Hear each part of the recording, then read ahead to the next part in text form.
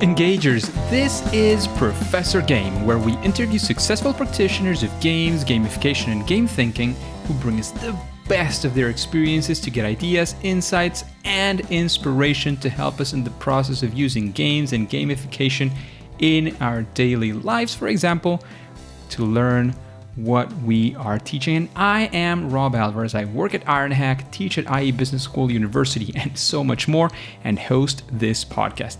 If you have an extra second, please go ahead and subscribe for free to our email list at professorgame.com/subscribe. Hey Engagers, welcome back to another episode of the Professor Game podcast, and we are back with an all-time repeater here. Andrzej Marczewski is coming back to Professor Game for many reasons. We'll get into that in a second, but Andrzej, before we start, are you prepared once again to engage? I am indeed. Let's do this. And Andrzej is back, definitely. We've had one of the first episodes was with Andrzej. We had an episode discussing gamification and ethics. That was a very interesting episode. I've mentioned it in my classes as well, and people start wondering about, the dark side of what can be done with gamification too. So I point them to that episode as well. But now, Andrzej has been through many stages, many different times in his life, in professional life and gamification life especially. And recently, well, not so recently anymore, right? You're changing jobs and going back to having gamification as a bit more of a hobby. That's not so recent anymore, right? Yeah, I think that's fair. I think gamification's back to being a passion for the time being. I think I'm happy doing what I'm doing, and I'm happy giving gamification a slightly more abstract view again, which is what I used to do a lot of. So it's good fun at the minute. Really enjoying myself. So Andrzej, if I'm recalling correctly, I'm not going to say years because I'm not going to remember years for sure.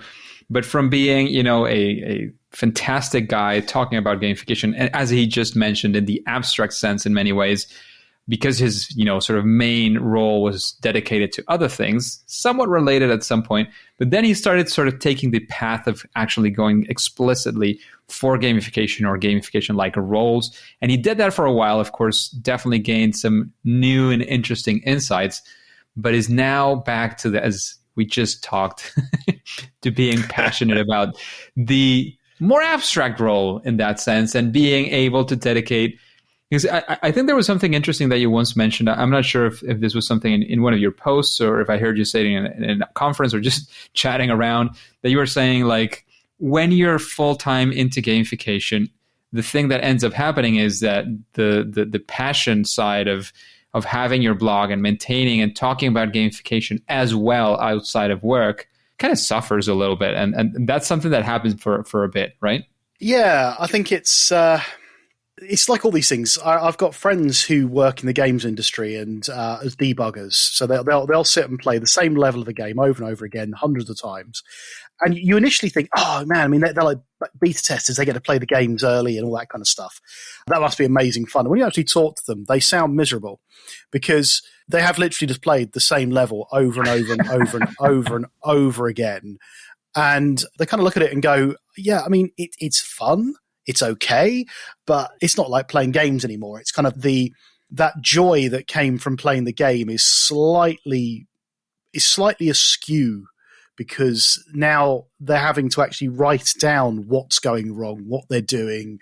Every aspect of the game has changed a bit for them. So I think for me, it's nice to be able to sit back from that world a little bit and kind of look at it at a slightly more holistic level. When you're in the middle of it, when you're in the trenches, you get very focused on the real practicalities of it, which is great, but you start to lose some of the bit that I was much more interested in, which is a lot more around kind of almost the philosophy of what was going on and how that fitted with practicalities of it. So it's an interesting way that I'm now having to view things a little bit because I've done that kind of real focused day-to-day stuff. And then I can now look back at it and go, right, now that plus the other experience I've had equals this. It's an entirely new perspective for sure. Yeah, absolutely. So taking it from that perspective, I would like to ask you, like, I'm very curious. Actually, no, let me take a step back before that, because you mentioned something, about QA testing. And I've mentioned this a couple of times in conferences, and I've mentioned it here as well, that one of my childhood dreams was actually working for, what was then and I think it still exists, the Nintendo magazine.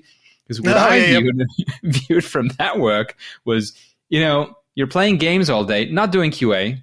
I have to admit, that was not necessarily my dream as a child. I didn't even know what that meant. But, you're playing that game all day, and then you get to sit down and write down about all that fun you had playing with the game. So it's a child's view of the world, yeah. So I don't know if I spoke about this. I used to review games. So I used to run a website that was dedicated to reviewing video games. And I played hundreds of games, across. I started in 2006, and I genuinely got to a point where I hated playing games because they were just all the same. You'd play Call of Duty, and you'd be on like the 80 millionth version of Call of Duty, and it'd just be the same game as the previous version. It just felt like you were just doing the same thing over and over again. So don't tell this to the FIFA fans, right? Well, FIFA just reskin it and sell it again, for twice the price. So sometimes when the thing that you love becomes your job, I know they always say, you don't have a job, do the thing you love. The problem is when you start doing the thing you love, and that is how you make your money, it becomes a lot more serious. And you have to be very careful about what you do and what you say and how you say it and how you approach things, because it's your livelihood. And I think, and that's great. And I loved doing it, and I will probably do it again in the future. But it's nice to be able to step back from it and go, right, okay, I'm now, 10 years into being in gamification, 11 years. Yeah. And I've worked in it, I've not worked in it, and it's quite nice to be able to step back and go, right, let's have a look at how things are now, actually look at it from an outsider's perspective almost, and how the industry's grown or not grown or whatever. So I think having that thing I love being back to being a hobby for a little bit, it's a nice reset button for me. Yeah, I'm sure, again, as you were mentioning, if you get back into a season of your life where you're back into, again, sort of full-time working for something related to gamification, or straight off as a gamification consultant, designer, whatever you want to go for, you'll have a new perspective. Go in, all in, do the thing, and once again, sort of reflect back, see how the industry has changed, maybe how your views might have changed as well.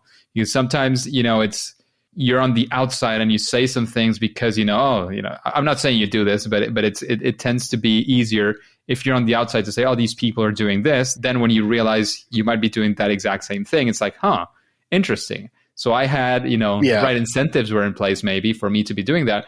Why didn't I sort of revert to the previous stage? And again, I'm not saying you did it, but I think it's a thing that is easy to, I don't even want to say fall into. It's just a thing that can happen as well. Yeah, I think the thing with it is that you have to achieve certain things. So we always talk about gamification needing to achieve a goal. There has to be a reason to include gamification. And I think and there's a very idealistic view of it. So you look at it and go, we shouldn't do this, we shouldn't do that. It should be, you need to use intrinsic motivation, and you need to do this, and you shouldn't use rewards, and blah, blah, blah. And that's great until you're in front of a client who goes, I want a leaderboard. And you're like, well, you don't need a leaderboard. No, but we're going to have a leaderboard. You think, well, no, but that's going to defeat the object of what we're actually trying to achieve here. And I think that's where you start to realize that the real world, not for everybody. I mean, there are certain consultants who are in a position where they're working with customers that aren't like that. There are certain consultants who are in a position where, I've been in this position in the past where you can just say no to stuff and turn around and say, no, I'm not doing that. And then you're sometimes in a position where you really don't want to upset the client. So you just kind of go, no, absolutely, you need a leaderboard. No worries at all. We'll create the best leaderboard that ever existed, And it's not being sort of deceitful. You're not lying to anybody. What you're doing is you are trying to achieve the goals of the customer, as well as then trying to fit the goals of the individuals who are going to be going through the experience. And there's a different mindset you have to approach when you're in that business front end of things a little bit, where there needs to be more of a compromise. And I think at an academic level, you kind of sit there and go, I'm not calling myself academic, but with the sort of stuff I was doing, you go, nope, this is wrong. You don't do this, blah, blah, blah. And then you sort of sit in the meeting with everybody and you go, yeah, okay, fine, get it. Let's do that, because this conversation can't end if we don't agree to something.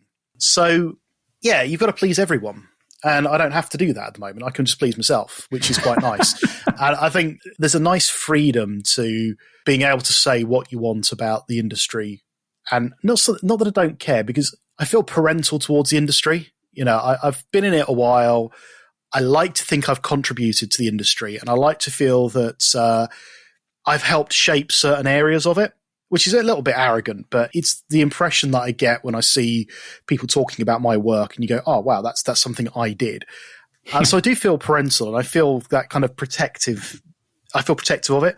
But in the same way as a parent does sometimes just stop their child and go, you're being dumb here, kid. You know, it's kind of, you sometimes have to stop them and give them a reality check. And I think that's kind of where I feel I am now with the industry, is that kind of stepping back and going, shall we actually start really growing up about this now? And start thinking about what we're going to be when we grow up, because we're 10 now, and soon we're going to be getting a job after we've got our GCSEs and A-levels. And by the time we're kind of 18, we're going to really need to know a little bit about how we're going to earn our livings. And I think that's where I'm at now. I've got a petulant 10 or 11-year-old that just needs to be reined back in again. I know I can't do it by myself, or I probably can't even affect it, but that's kind of how I feel about it. And so being able to step back and have that view rather than being in the middle of it, almost being the child, is quite nice. A really, really weird analogy there, but I think you know what I mean. It's that I see myself as God. So at some point, I was thinking about, I was definitely listening, but I was thinking, like, I'm going to stop him at some point and say, come on, Andrzej, stop being so humble. Yes, you've had a big influence in the industry. And then, you started getting the parent analogy, and I said, well, if I say that, it's actually, I'm going to be the weird guy saying this. So, I'm not entirely sure how to approach that one, because there's no need to sort of humble it out and say, oh no, yeah, I really feel I've just done a little bit of my part. Because you've been, the gamification character of the year. I don't remember what that was in 2016. I think when you came to Madrid, yeah. Which was fantastic. Your framework, I use it in my classes all the time. Like literally, your framework of the hexagon and the user types, I use it all the time in my classes, because I think it's it makes a lot of sense, and just to park that idea there. So there are many things that you've done there. You have been, like, I've seen you, especially when you sort of try to move forward the group now and a few years ago as well, the Gamification Hub. You try to sort of pinpoint, these discussions and put, some, in Spanish we say, put the dot on top of the I, like, sort of making things that are in the right place. Dot the I's and cross the T's. Exactly. There was an English expression. I knew it. Dot the I's and cross the T's. That's it. Yeah, I'm not so great, because as you know, this is my second language, so I didn't live the daily life. You speak it much better than I do. Don't worry. I didn't live the daily life, so the daily expressions escape me pretty often. So I do feel that there is a big argument to say that you've been, in many ways, kind of a parent of the industry. But then, as you were saying as well, you were kind of the kid as well for a while, in many ways, because you were there, you were doing things, and you were saying, you kind of revealed that you were saying yes to leaderboards, Andrzej. I'm not sure if you want this recorded. No. So as part of this evolution of my personality, I've also realized that I was probably a bit of an about certain things, and also probably wrong about quite a lot of things as well. And I think one of the things that I really I had to catch myself doing was, and I said this on the last podcast with you, I think, I never used to talk about fun. Fun wasn't a thing that got mentioned when you heard me talk about gamification. And the reason was, fun's very abstract, and it was really hard to define, and blah, blah, blah. And I made up all these excuses. And it was really because I was trying to sound clever and boring. I think, if I'm being honest, if I'm being truly honest to myself, I was trying to sound academic. And I just realized that, that there's no need. Don't get me wrong, but I don't think the industry should be a joke. And I think there is a level where sometimes what we do can be interpreted as not taking the business of it seriously. Yeah. And I think that's dangerous. And I think that's, when the parent hat comes on, it's like, pull yourself together. You're not a child. Let's try and be grown up about what we're doing. But I think I was taking that too far. I think I took that to the point where I was probably crippling some of my own creativity because I was trying so hard not to do certain things that I also wasn't making anything fun or enjoyable. And I wasn't enjoying it myself at times because I was kind of going, oh no, that doesn't sound serious enough. And so I was kind of, I'd gone too far the other way. And I think you were the Lego dad of the Lego movie. Yeah, you know, they weren't Sticking allowed the Lego to, figures with glue and all that. Yeah, no, the Craggle. I was the Craggle of gamification for a long time. Jesus, there's a thought. I was the Craggle of gamification. And I think I swung too far the other way. And the reason I swung too far the other way was because I was trying so hard to have the industry as a whole in a position where it was being taken seriously. And I think, you know, personally, I mean, Christ, I'm sounding like I'm taking responsibility for the whole industry here. That's not what I'm trying to do. I think what it is, it's more about when you start doing that, you lose sight of some of the things you were actually trying to achieve in the first place. And I think I got to that stage with my writing, with how I was approaching it on talks and talking to other people it was like, no, this is serious. You can't have fun. The flip side of that is I'm also finding that people are still going so far into the let's make this fun that it's just kind of it's impossible for anyone to take the industry seriously in that respect. So it's a really odd balancing point. But yeah, I just found I was becoming a bit of a dick about the whole thing. you were mentioning that, and a thought came into my mind like very, very quickly, and I'm not sure if it makes entirely sense. But one of the things, and again, I know there's people doing fantastic work on escape rooms, and I respect that very much. But something that tends to happen, and again, I'm not talking anybody specific. I'm talking in general. Some people who get into the escape rooms. It's like you do the escape room and you do a super fun experience. Don't get me wrong. They're doing a great job in that sense. But then it's like, how do we sort of justify that this is actually reaching, for example, learning objectives by having this?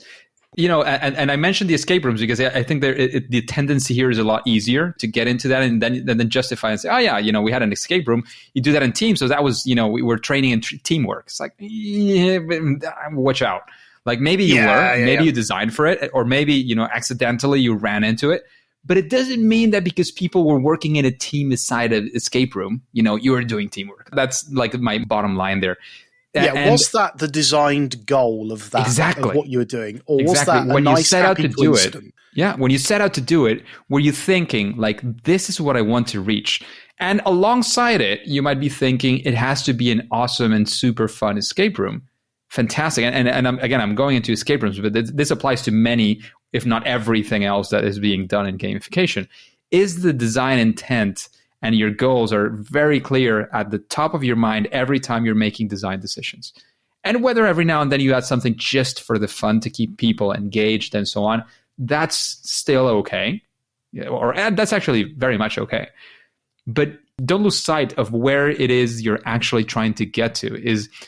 And I think it's very valid to get into that and maybe, again, as you were saying, swing a bit too much every now and then, because it's easy to fall, very, very easy to fall in the other direction, especially because of the industry that we're coming from, you know, games and game design typically are games that do not have a purpose. And the purpose is entertainment in itself. So, you know, you have to swing a little bit on the other direction to make sure it's actually happening to have a purpose and that the purpose is kept in mind, right? Yeah. No, that's exactly right, and it's and as you say, we know particular couple of people who do escape rooms who are amazing at it, and whenever you see what they're doing, I'm just like, I want to work for you guys. You just look like having Michael, for instance, you know, his stuff looks fantastic, and he's always got an objective in mind for what he's doing. Nothing's there by accident. It's all designed specifically to achieve a certain goal. And then you look at other stuff and you think, no, that was just fun, wasn't it? You enjoyed doing that because you were making a game. And we've all done it. You know, I've built things that were games just because they were fun, and that's fine. If even that bit of fun serves a purpose within the overall design. So, you know, one of the projects I worked on previously, you know, I built games that were just there to be games. There was part of an overall learning environment, and they were doing things that weren't related directly to just fun. And then at a certain point, they'll just play a game for fun because it was fun. It didn't serve any purpose other than a little bit of a refresher. It just kind of relaxed them, reset their brain a little bit, and then they could get back on with the learning. And I think that is the objective in itself. Having a refresher so that you can go back to it. That is an objective as well. Yeah, exactly. But it was there for a reason. It wasn't just there by accident. And I think that's where, as you say, I think sometimes you kind of lose sight of why have you done this? What was the purpose of doing this? And that's lovely because I can sit back and say that now, which I know because I'm looking at it from a slightly different perspective now. Like I said, I think I got to a point where, and this has got nothing to do with career or work. I think I just got to a point where I had disappeared up my own backside, as we'd say in the UK, where I was almost in this little bubble of what I say is right. No one else can be right. And I think I just got to a point, I don't know how or why, I think there was a level of arrogance to it that crept in for a short period. And I thought, no, do you know what, actually, let's have a bit of a word with ourselves, take yourself to one side, have a little natter, and start again a bit. So I think the opportunity came for me to be able to do that again. I can kind of now reset it and kind of redress the balance a little bit and kind of bring myself back into check a little bit, which is quite nice. That's very nice. And in fact, I'm very curious about, one of the things that you mentioned when you were sort of your big comeback, as we could definitely call it, is you said, I'm going to be back to writing. I'm going to be publishing more often, which I've seen is actually been the case. A little bit, yeah. I mean, I'm still. My role at the moment is incredibly busy, and so by the time I get to the end of my day, as you would have the same problem, you get to the end of the day, and there's only so many hours you've got left to deal with kids. I'm in a band, so I practice guitar a lot, and there are other things that I want to do that aren't related to writing. But I don't think it's even getting back to writing more. I think it's writing better. That's what I'm going to aim for, is because I was really prolific for a number of years. I was writing 2 or 3 times a week, hundreds of posts. And of those hundreds of posts, probably 1 or 2 were of value. Every now and then, we all hit gold by mistake. I hit a few home runs, which people liked, and that's lovely. And I'm eternally grateful for the love that a lot of that stuff's had. But that was the minority. It's like good video games. The good video games are the minority. So I think I definitely missed more than I hit with a lot of the writing. And I think I want to go back to being able to take my time and think about what I'm going to write and approach subjects that I think either I've not approached before or I've approached badly in the past. Where I've kind of I've kind of hit people over the head with my opinion rather than being balanced about certain things. So I think it's sort of a comeback. I think it feels a bit like a comeback. It's nice. So that actually answers exactly what I was aiming at. Like, what is it that you're aiming for in this new season? I heard that somebody used the word seasons in life, and now I'm using it everywhere. I like that. Yeah. So oh dear me, what would this be now? Christ, season 7 or 8 by now. I just want to have fun again. I think I want to enjoy it. I want to get back into speaking again, schedule permitting. I will mention that I'm doing some work with Roman Rackwitz at the moment, which is going to be fun. I'm thinking about writing another book. Nice. I'm thinking about writing another book. The thinking is already an advanced process, Yeah, exactly. I mean, it's funny. Ninja Monkey's has been very popular, and I've not going to lie, I've sold a good number of copies of the book. It's really proud of it. But it was in that period of time when I wrote it was kind of, I've told you the story before. The name of the book was a direct response to not being allowed to publish something in a scientific paper unless it was in a book. So I wrote it so that I can see even Ninja Monkeys like to play in references and citations at the end of scientific papers and research papers, because it just makes me chuckle. I still get asked to do these things from time to time, like review academic papers and stuff, and I've completely forgotten to do something, and that's going to bite me in the backside. So I'm thinking about that. I'm toying with the idea of looking at a PhD, and possibly only because Dr. Marczewski is a fantastic Bond villain name. I'm learning harmonica. It's just weird stuff at the moment, but I think season whatever is about getting back to why I started writing about gamification in the first place. And I think the reason I started talking about gamification way back when was because I genuinely felt and still feel that games are the key to unlocking the best in all of us. And I think that is as true now as it was the day I started writing. And if I was to write a book, it would be about that rather than about how to apply it for business. It would be how to unlock the best bits of your life, thinking the way games are designed to make you think, rather than how do you get more people to click the like button on your website with game mechanics. It's going to be more about, in my case, how do you manage depression and anxiety by looking at the world the way Mario looks at levels, that kind of thing. It's going to be, that's what I'm thinking about now. And I'm thinking more about, this sounds like a really odd statement, and I will justify it in a second. Legacy. And the reason I say that, somebody said to me, what is the proudest moment in your work? What are you most pleased about? And I thought about all the things I'd done over the last 20 odd years. And there's lots of things I'm very proud of, my previous roles, most recent roles, things that I've done that I'm incredibly proud of and really pleased about and bring me joy to think about the conclusion of. When I thought about contrite kind of things like, oh, my children and my family and all that. And I thought, you know what, actually, what it was, a couple of days ago, I get Google Scholar Awards because I'm an egotistical maniac in those respects, and I like to know when people are praising me. My God, I'm going to come across as such a in this podcast. So I got this alert not only a few days before this interview, and it was a paper about, I think it was the early detection of depression in adolescents. And they were talking about how gamification could be used for that. And my Hexab was being used as part of the research. And I have never felt prouder of a piece of work I've put out into the world than when I saw that, because that had the potential to impact people at a really important level. It wasn't about making people more money. It wasn't about getting people to do more of something. It was all about trying to help adolescents deal with something that was life-changing. And for me, that was kind of that moment of, do you know what? That's what, if I was to have an epitaph written of me tomorrow, I'd want it to be about that. That was what was important to me. And that, I think, is kind of part of where my head's at now, is how do I take all of this cool stuff that I've been so lucky to have done so many different things around gamification in the last 10 years, 11 years. How do I take all of that and use it for something useful?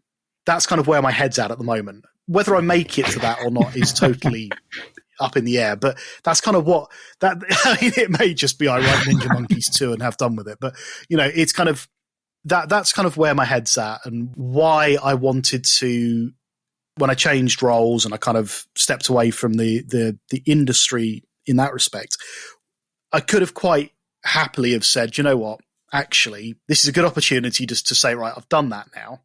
I've reached pretty high up on that ladder of things around gamification.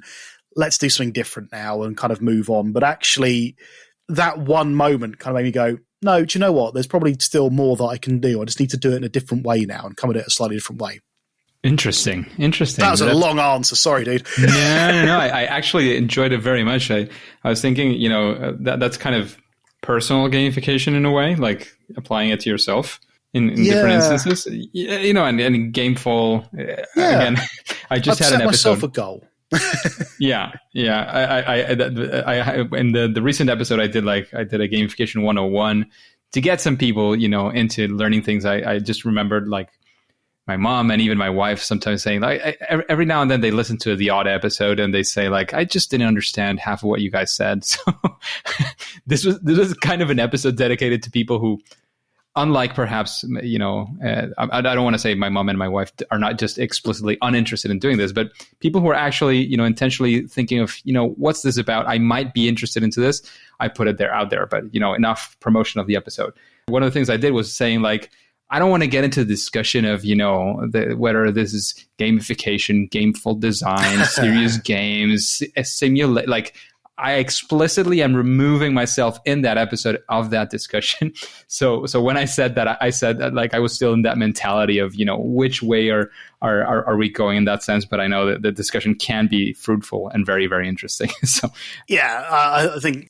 You were involved in my first. So I always, whenever I want to try and get get some kind of community engagement, I redefine gamification. Because it just makes people start talking, and I start whinging about the Wikipedia page, and that gets a few people on board. And yeah, it's I don't think anyone's actually realised it's quite a deliberate. Let's just get people talking by doing something which I know most of my friends in the industry are fed up of hearing me say, but they'll join in because they want to get heard. And it's a really good way of getting people to talk. So I redefined it for myself because I got a very boring definition of it, and I kind of did that thing about. Same as you. I thought about it and I thought, you know what? I'm getting a little bit tired of having to explain to people the difference between games, gamification, and serious games and everything else. And although at an academic level, I really don't like mixing gamification into games and serious games. At a real level, you have to, because people just don't get the difference, and they're not interested in the difference when you talk to them about it. And so I started talking about the use of games and game-like experiences, that kind of stuff instead. And or I think I call it the process of making something into a game or game-like, to make it as simple as possible. And then about a week later, redefined it and said, if you really want to go for a really simple definition of gamification, it's about making things a bit less shit and a bit more fun. I apologise for that you have to put explicit on this one now. But I just thought that was, and as jokey as it was, that is what I now use with people when they talk to me about it. I might taper the language somewhat depending on the audience, but that's how I define it now. It's making things less rubbish and a bit more fun, because at the end of the day, that's really the differentiator with gamification, is if you can make something less difficult or less of a pain in the backside to do, it almost inherently becomes slightly more interesting, a bit more engaging, and maybe a bit more fun. If you then deliberately try and make it a bit more fun, then hopefully, if you get it right, you can make the experience good, or at least not terrible. And it's those little degrees, those little increments of change that I thought was really important to think about more. So, I went for this sort of really offensive definition, which I actually quite like and use more than my official definition now. Yeah. I mean, it makes sense. I enjoyed that discussion for sure. I have to say that. But as you were saying, it's always fun. No, for sure, absolutely. And the thing is, my sort of warning is that usually that discussion tends to engage people like us and alienate most of the other people who are, either kind of setting a foot in there or have actually been doing things that they might call gamification or game-like whatever. And instead of sort of bringing them on board, it kind of alienates them a bit. But that's okay. Like we did in the Gamification Hub, and that's what the Gamification Hub is about. I'm talking about sort of when you talk or open up to a broader audience. Like I'm starting on Friday an advanced seminar with university students about gamification. If I sit down and spend 6 sessions with them, explaining to them all these differences, I'm sure I could spend, those, I think it's like 9 hours in total. I can invest them for sure discussing, what is gamification, what it's not, serious. I'm sure I could do that. Like, I don't think that's a problem. The question is whether they will be then more interested in doing something around these lines and whether it will be useful for their careers. And that's where it gets a bit more fuzzy for me. Yeah, no, absolutely. And it's that. And also, I don't like telling people they're wrong. I mean, people might think I quite enjoy that, but I don't like telling people they're wrong because especially when I think it's really unfair to tell someone who talks about, is that like making games, that they're wrong because they're trying. And I'd much rather they were trying to engage in the conversation than just going, I don't like games, which I've had. And I think from their perspective, if you turn, well, do you know what, actually, it's more about you, you've lost them straight away. The minute you yes, but somebody, you lose their interest because suddenly you're telling them, actually, no, you're wrong, you're an idiot. Don't think like that. And like I said, I'm not trying to go down. I'm not trying to sort of downplay anybody. I'm not trying to say that that they're right or wrong. Everyone approaches it differently. The key for me is let's be inclusive in the industry again, because it's changed a lot. I've seen the really open side of the industry and I've seen the really closed sides of the industry and the people in it. And I think there's a whole new generation of people in the industry I've never spoken to and who are doing amazing things, who are completely removed from the stuff that we were doing 10 years ago, because they kind of see what we were doing as being that niche of the old school gamification, the original stuff that was coming out, the Gabe Zickerman era of gamification.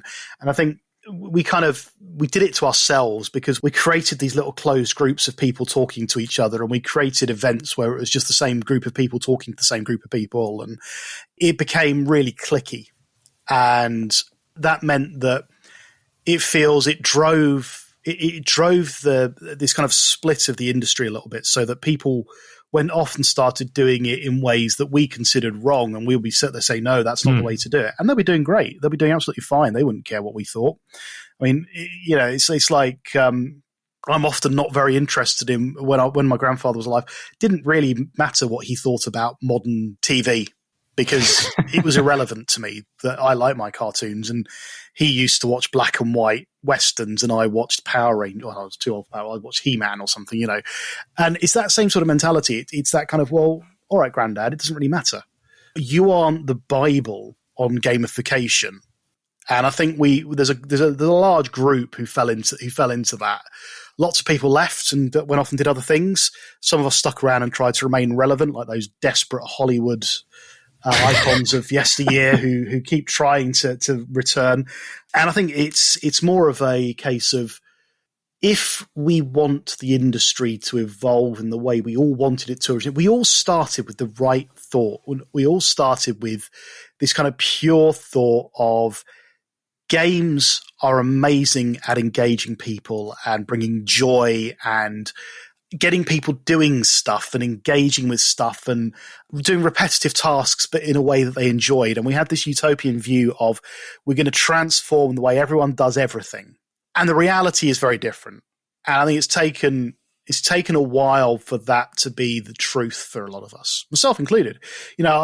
I've never been one to believe that we were going to have people jumping for joy and being that PS1 advert where everyone's got their faces creased up in weird poses because they've just entered a row of data into Excel. That was never going to happen. But I actually think it was even worse than that worst case scenario at times. Some of the stuff that came out turned people off to gamification so much. I still cringe whenever I see a newspaper article where they'll say something like so-called gamification, where points are given to people as rewards for doing mundane tasks and that kind of, which is kind of the standard definition that appears to come out in really big publications like the Times and things. Yeah. I die inside because we failed miserably at the time to get the right message out there. So it's kind of, how do we change that? Can we change that? Is it worth changing that? I don't know. They're open questions to the world. Is it worth trying to change that? Or do we admit defeat and just carry on as we are? Or do we find a middle ground of, yep, fine. Should we be punished for the sins of our childhood? We were young. We were in need of the money, reckless. Those pictures were never meant to be seen by everybody. I didn't mean to be seen at a classical music concert when I'm actually a heavy metal player. It's kind of it's. I don't know. I don't even know where I'm going with this anymore. It's more of I think it's that sort of, the industry's changed. The world's changed. Yeah, the world's become much more serious than when we started 10 years ago. There was a lot more hope, I think. And I think one of the things I've found over the last few years, current events really, hitting home as well. But even before that, with the COVID lockdowns and everything else, the world has become more serious. And with that comes the realization that if we're talking to people about having fun, we have to be really mindful of their realities and what they're actually going through day to day. And I think when we started, that wasn't a big issue. I feel like 10 years ago, the world didn't feel as serious. And I think now that we've all gone through some fairly bad times, it's not been the great 3 years, 2 years, 3 years. redundancies are higher than ever and people changing jobs, people been ill, there's recessions, there's wars, there's all sorts of things happening. And do you want somebody turning up to your office dressed as a wizard saying, let's have some fun and learn how to do those spreadsheets? You've got to be a bit more tactful than that sometimes, I think. And is that something that we need to take on board a little bit more now as kind of gamification evolves? Or do we just say, no, sod it, let's all dress up like ninjas and run around playing games and telling people that's going to be how they're going to improve their lives at work? I don't know. There's no answer to that. It's just kind of I think we just have to be a bit more honest with ourselves about what it is we want to get out of this now in gamification. What do we want to be when we're grown-ups, right? So yeah, back to that again. When you grow up, you're 10 years old now. You can get away with it for a bit longer, but what do you want to be in a couple of years' time? Now they're out the hype cycle. Now that Gartner's forgotten about us and doesn't write books for no reason about us. What is it you actually want to be achieving with your name? Gamification. What do you want that to really be? I think that's where we are now. That is a very good point too. I mean, time flies. Hopefully the listeners' time was flying as well as listening to the interview, but we've been at it for quite a bit, going into super interesting topics. Super interesting. Hopefully, very dark, and I've talked a lot. And I don't think is it really an interview when the interviewee talks non-stop and barely takes breath? I don't know. It's just a really long lecture. Hopefully, I had somewhat of a side role at least in this movie of today. I was the sidekick of the movie for today, and I'm happy to be that sidekick in every single interview. I don't have a problem with that. Getting the best out of you guys. That's what makes you so good at what you do as well. It's appreciated. Genuinely, it's appreciated in the industry what you do, because you're bringing people out that we might not have seen before as well. It's not just the same old faces, which is great. Yeah. That's definitely a big attempt that I make at that, and it's the consequence, hopefully, of spending a few years having a weekly episode with hopefully a different person every now and then, having a repeat fantastic guest. It's part of the consequence of that. But the question that you left there, I think, is a very neat one to sort of start wrapping up the interview of today, because I do feel that there was a lot of reflection that we went through throughout the whole episode. Some dark times, as you were saying, some lighter times as well. Hopefully, you agree with me, and I'm talking to the audience right now, that Andrzej is definitely not, a pain in the back in any way, as he was mentioning at some point in the episode. Definitely not. If you still think that, go to any conference, get to meet him, and you'll realize what a fantastically fun and enjoyable person to be. I'm not totally miserable at all times. It's late and I'm tired. No. Absolutely. So if you're still not convinced, again, test it with reality. Everything that we say is a theory. Test it out, check it out, and see what that looks like. However, Andrzej, this has been a lot of fun. Hopefully we'll repeat it in the future. Hopefully we'll get to see each other again in the future. One day. This whole madness is finally going down. I don't know when that's going to be, but hopefully we get a chance to do that as well. Get to bring in some of the engagers as well at some point. But, at least for now and for today, Andrzej, engagers, it is time to say that it's game over. Hey, engagers, thank you for listening to the Professor Game podcast. And if you want more interviews like this one, this, different kind of interview, a bit more, sort of deep reflecting that we have with Andrzej, please go to professorgame.com/subscribe. And if you haven't already, go ahead and get started in our email list for free. That way you can provide us with feedback. You can say, what do you think about this? If you want more of it, if you want less of it, well, less is kind of hard. We don't do this very often, but if you just didn't like it and you don't want it anymore, I'd like to know all about this. So get over there, reply to any of the emails that we send. You'll be in direct contact with me. I read every single email, reply at least to most of them, if not all, when I can. And that way you can also be in contact. We will be the first to know of any opportunities that Professor Game might have specifically for you. And remember, before you go into your next mission, before you click continue, remember to subscribe or follow, whatever the wording is in your favorite podcast app. Do that. It's absolutely free. And listen to the next episode of Professor Game. See you there.